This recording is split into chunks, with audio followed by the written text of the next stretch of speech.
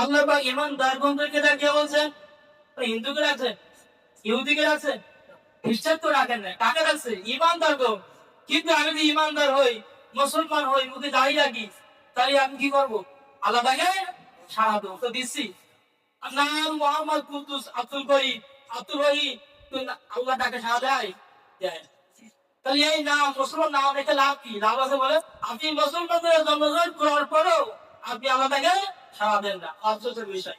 আল্লাহ বলছে কুরুল্লাহ, তোমরা আমাকে কি করো? স্মরণ করো।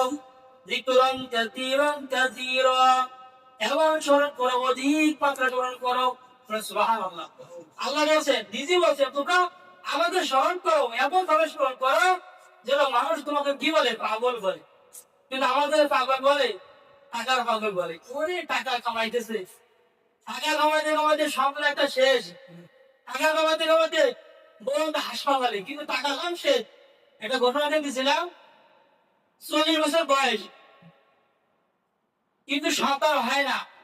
8 লক্ষ টাকা খরচ করে সন্তান হয়েছে। আর বলা গেছে কত লক্ষ টাকা? 8 লক্ষ টাকা করে সন্তান হয়েছে, গায়ে চাপা পাল্টা। তাহলে ওই সন্তান কি আশা করা যায় দুনিয়ায় বাঁচবে? তবুও মা আশা করতেছে, আরো 2 লক্ষ টাকা খরচ করছে। কত লক্ষ টাকা? 10 লক্ষ টাকা খরচ করছে।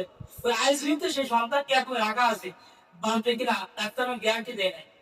খালি 10 লক্ষ টাকা খরচ করার পরে দুনিয়াতে একটা সন্তান আগমন করলো, কিন্তু আগমন করার পরে সেই বাবা মা মনে একটা আনন্দ আছে? আসে নাই। কিন্তু আমি আপনি এত কিছু বুঝার পরে কেন বুঝিনি যে নামাজ সারা যাবে বলে? সারা যাবে না।